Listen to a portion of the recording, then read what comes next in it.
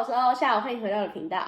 今天呢，我整理了10个大家在申请 ESTA 的时候最常遇到的问题。那有一些是从我的 IG 私讯上截取下来的，然后有一些问题是从我之前的那个手把手教学如何申请 ESTA 的那个影片截取下来的一些问题。所以大家如果以后看影片有任何问题的话，都可以透过我的 IG 来私讯我，或者是在影片下方留言，然后我都会看。然后如果我发现大家都有相同的疑问的话呢，我会再另外做一支影片跟大家分享。所以大家也要记得订阅我，才不会漏掉最新资讯哦。好，那我们就继续看下去吧。好，第一个问题，请问如果是妈妈带小孩未满12岁的儿童，一开始选项是要选个人申请，两人分开做申请，还是选团体申请，由妈妈写去带小孩的资料？麻烦解惑，谢谢。目前官方没有特别明确的规定说你要怎么样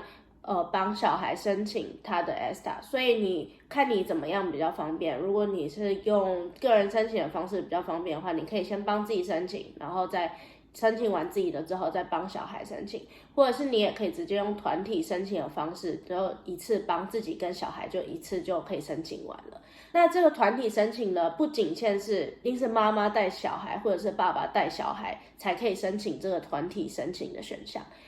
不管你是家人或是朋友要一起出游去美国，需要申请 ESTA 的话，都可以用这个团体申请的方式哦。再来第二个问题，想问，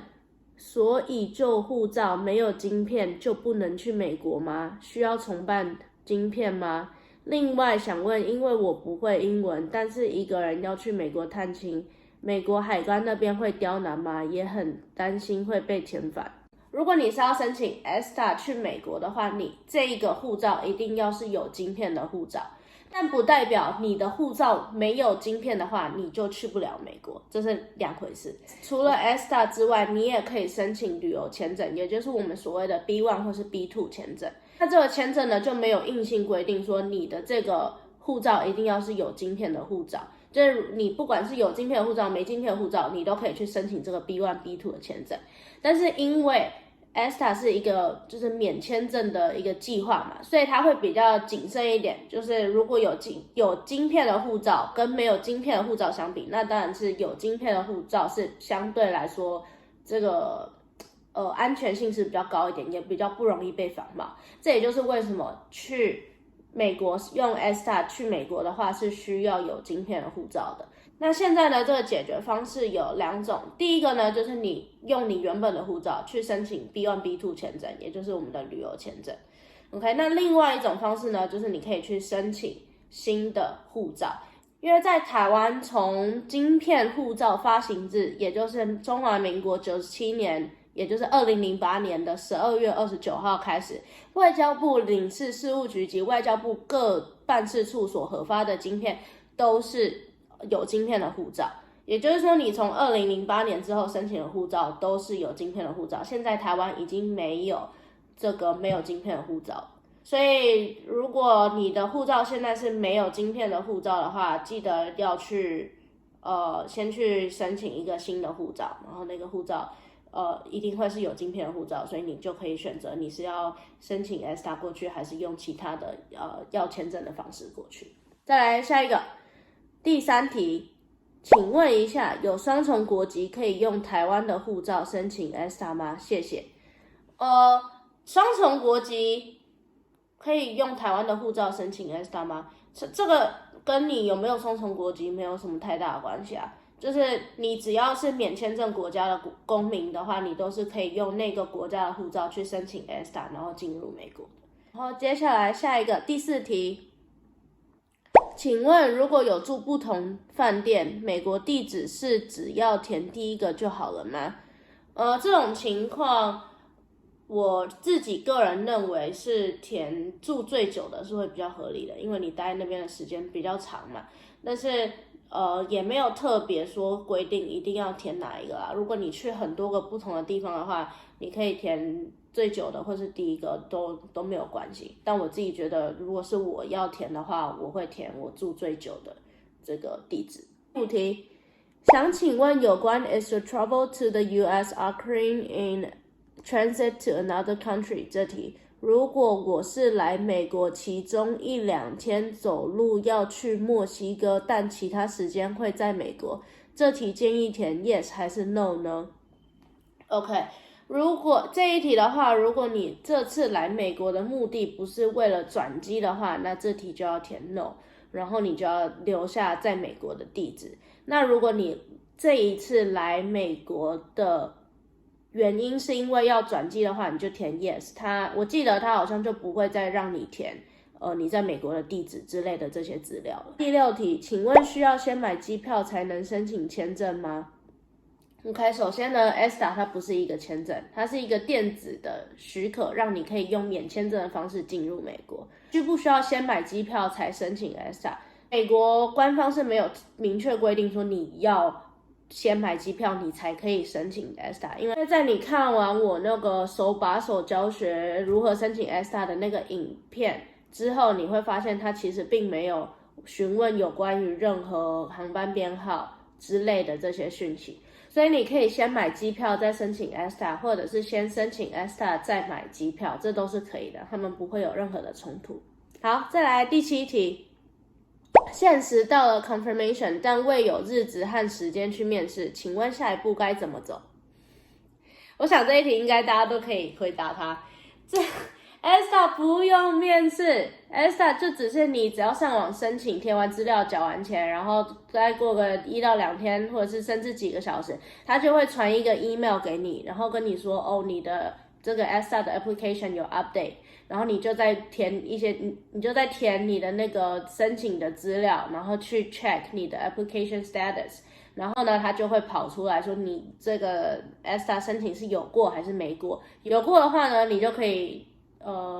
顺利搭飞机去美国了。那没有过的话呢，你就要去想其他的方式，比如说去申请旅游签证之类的，然后去进入美国。好，再来第8题，网主，我想问，如果这个我不会念，好，没关系，但我想我大概知道你的意思。你想问的是说，你现在有美国的签证，但是你原本的那个护照已经过期了，然后你想问的是这一个签证还能不能用，对吧？那美国那边官方是说，只要你的这个签证是没有毁损的，然后没有过期，然后这个签证的目的跟你这次来的目的是一样的，比如说你的这个签证是一个旅游签证，那你这次来美国也是为了旅游，那你的这个签证的目的跟你这次来的目的就是吻合的嘛。 OK， 所以只要你符合这3个情况的话呢，你去美国的时候，你带上2本护照，一本是你的旧护照，这一本是你的新护照。你入境的时候，你给海关就可以了。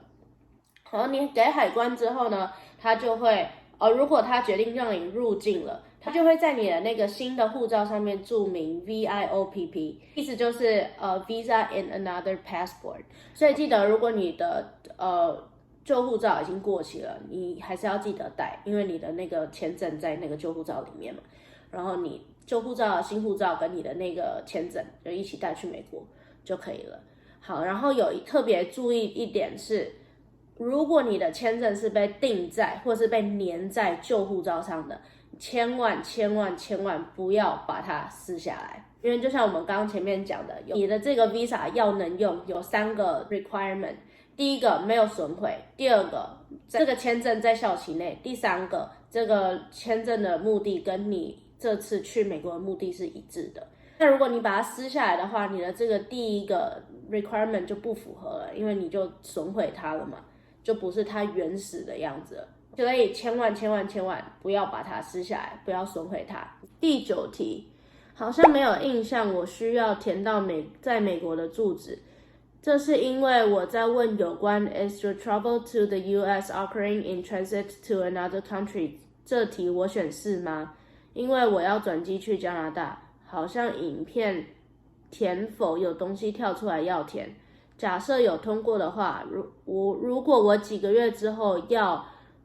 从加拿大空中入境美国观光，可以持同一个 ESTA 还是需要重新申请呢？谢谢。好，那这边呢，这个网友问了一个很重要的问题，什么情况之下需要重新申请 ESTA？ 大致上可以归类为3种情况。第一种，你的个人基本资料改变，那这个改变呢，包括你名字的改变，也就是说，如果你改名字，你需要重新申请 ESTA。再来，如果你的性别改了，你也需要重新申请 ESTA。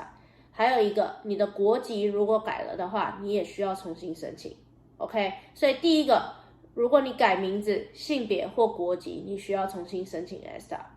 好，再来第二种类别，就是如果你的是非题选项改了，比如说上一次你的这个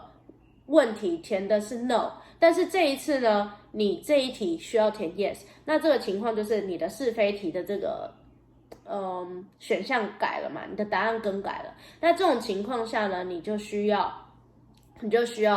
重新填一次 ESTA。那就像这个观众说的，他上次是去美国是为了转机去加拿大，所以他在这一题填的是 no， 但是他这次要去美国入境观光，那他这一题就必须要填 yes 了。那在这种情况下呢，他的这个是非题 yes no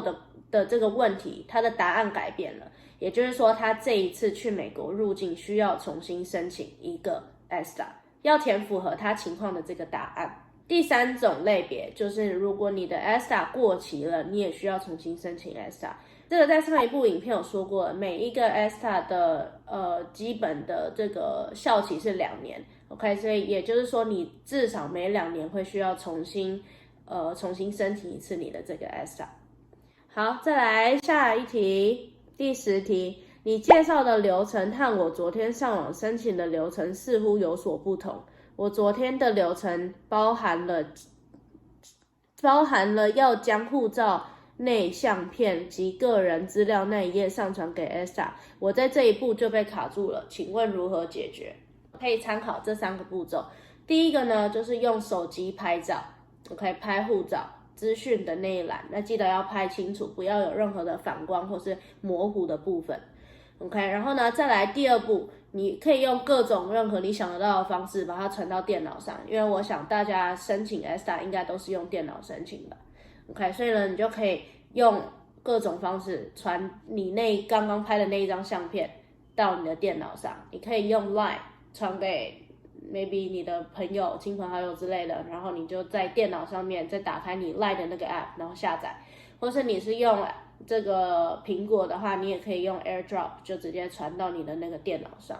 OK， 然后呢，再来你要申请之前，你去打开你的电脑，然后去把那张照片下载下来，存在你的主页之类的。然后呢，你就可以把它下载下来，然后在申请的第一步，你就可以去把那个照片上传到 ESTA 上面就可以了。好，那以上呢就是我帮大家整理的10个大家在申请 ESTA 的时候最常遇到的问题。你以为这样就结束了吗？为了感谢大家把影片看到最后，所以我决定再分享一个观众很常发问的有关于 ESTA 诈骗的问题。他说：你好，看了你的 ESTA 申请介绍影片了，但有个问题想请教，就是当初在办理 ESTA 的时候不小心选择到办理 business 的 ESTA， 但最后发现我们是要办旅游的才正确，请问有什么解决办法吗？关于办错种类。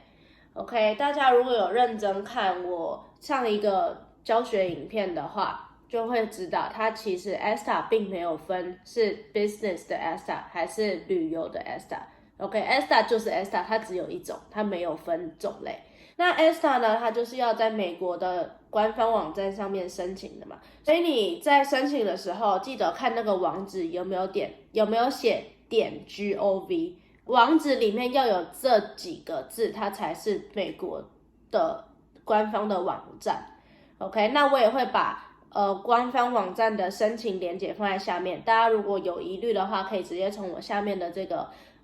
申请连结点进去申请就可以了。希望大家不要再受骗了，因为它其实申请 ESTA 只要21块美金就可以了。那我有听过有人就是可能原本只要付80块，然后还加急又多了20块，所以总共要100多块美金才可以申请到一个 ESTA。那其实这种情况呢，都是因为你到了第三方的网站，那这个网站呢，在这个网站上面，你一样也是填一些基本资料，然后有关于美国旅游，就是基本上这些问题都是跟在美国官方的官网上面的这些问题是一样的。然后，所以它就是你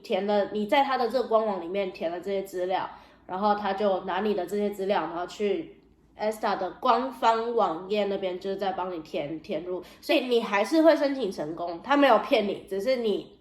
申请的钱比较贵而已，就别人花21块，你可能要花80到100多块之类的。所以记得大家在申请的时候要看一下网址有没有写.gov， 有的话呢才是真正的这个美国官方的网页哦。